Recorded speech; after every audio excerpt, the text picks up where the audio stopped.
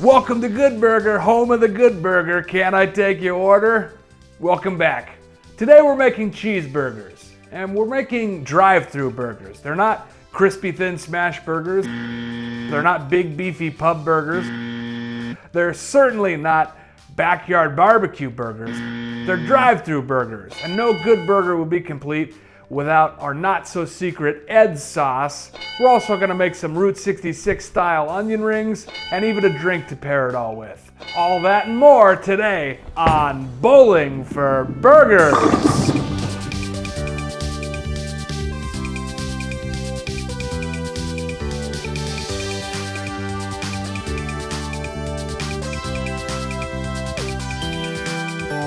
The most important thing for a good cheeseburger is that you use some fatty ground beef. If you're buying at the store, it's gotta be at least 80-20. If you're making it from home, you gotta make sure you get at least one real fatty cut of beef, like these boneless beef short ribs with this beautiful marbled fat. You need a lot of fat, and then this sirloin is not so fat heavy, but it is very flavorful, so that's gonna go into the grind. We can start by just cubing all of this up. So you got this big piece of fat on this short rib. That's gonna get pulverized in the grinder, and it's just gonna melt when you cook the burger patties, and it's gonna be delicious. And for the best results, we wanna put all this beef in the freezer for about 20 minutes to firm it up a little bit before we get started. While that's freezing, we can go ahead and get some sauces done. For our bright orange Ed sauce, we're gonna do 1/4 cup of ketchup, 1/4 cup of mustard, 1/4 cup of mayo, 1/4 cup of sriracha. And I know what you're thinking. You're thinking, sriracha? Really? Isn't that a little non-traditional for a hamburger? And the truth is, it really doesn't taste all that much like sriracha in the end. This just gives you like a little bit of spicy kick to it, but it's hard to really pick out sriracha exactly, and it helps a lot with the color when you're trying to make an Ed sauce. Some ground mustard for tang, then about a tablespoon of sweet relish for some balancing, and then some pickle juice to really bring the tang up and help with the consistency a little bit. And there you have it, a bright orange Ed sauce that looks just like it did in the movie, and it tastes as good as you always imagined it would. And we all know a drive-thru burger is only as good as its secret sauce. You know what that sound means. It's time for Big Mac Facts. The Big Mac style double-decker hamburger was invented by Bob's Big Boy and stolen by McDonald's franchisee Jim DeLaGotti. But he changed the secret sauce to a simple Thousand Island made from mixing ketchup, mayo, and diced pickles, because he wanted the sandwich to be something that could be made with ingredients that every McDonald's location already had. They started testing the sandwich in April of 1967 at DelGotti's location. By 1968, it was on every McDonald's menu worldwide. We're also gonna make some onion ring sauce, and these onion rings we're gonna make are so good, they really don't need a dipping sauce, but I'm just a big fan of dippers and dunkers, so I'm gonna make some of the King's Zesty sauce. So for that, I'm just gonna need 1/2 cup of mayo, 2 teaspoons of horseradish, teaspoon of mustard, cayenne, white vinegar, lemon juice, 1/4 teaspoon of sugar, 1/4 teaspoon of salt, 2 teaspoons of ketchup, and just a little bit of soy sauce. And by just a little bit, I mean maybe drop. Just like that, we've got the King's Zesty onion ring sauce. Funny story. When I worked at Burger King one time, this guy ordered a king-sized onion ring and asked for the King's Zesty sauce. And so I grabbed 2 little packets, little like this size packet, start to put 2 of them in his bag, and I was, Jake, stop that, don't give him 2 king sauces. Those cost 7 cents a piece. But we just made our own, so all this, I mean, this has gotta be worth at least $1.33 or something.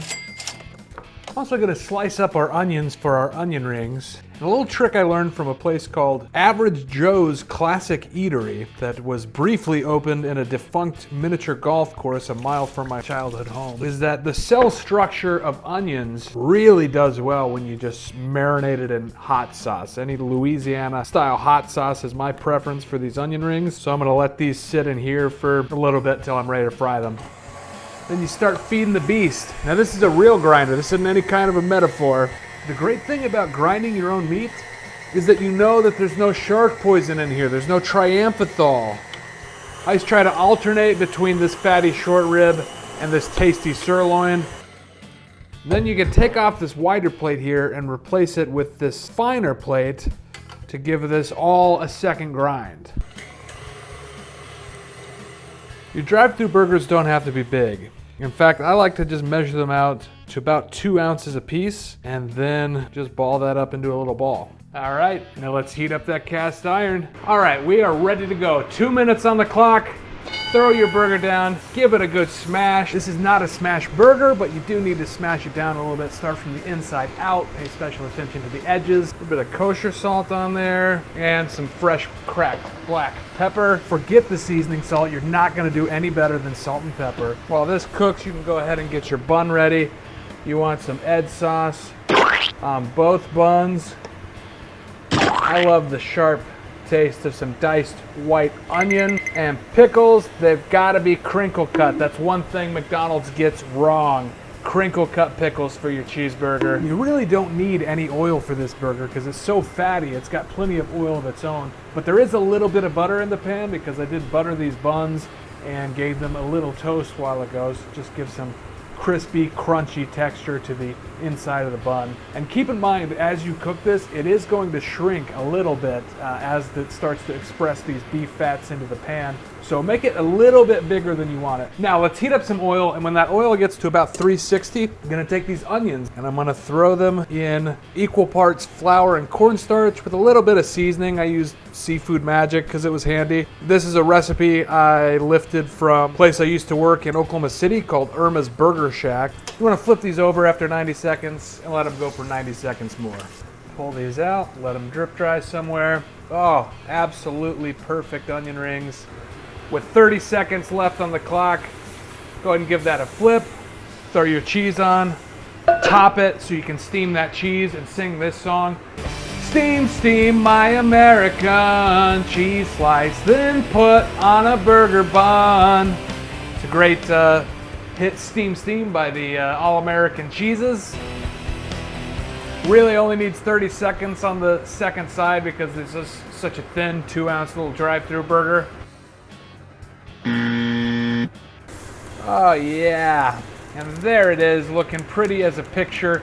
It's so small you can really eat 2 or 3 of these if you want to feel like Jay Wellington Wimpy. But another great thing to do is to double it up. Make it a double drive-thru burger with Ed sauce, pickles, and onions. Oh my God! It's just so good. Crispy Maillard reaction on the outside. Juicy, flavorful, really good cuts of beef. The onion rings.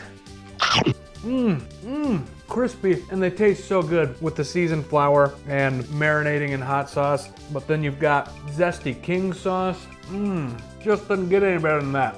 If I can pitch you a wine pairing, sometimes I can't decide between the sweetness of a cola or the nice frothiness of a beer. Pour yourself half of a cola in a frosty glass and pop open half of a wheat beer.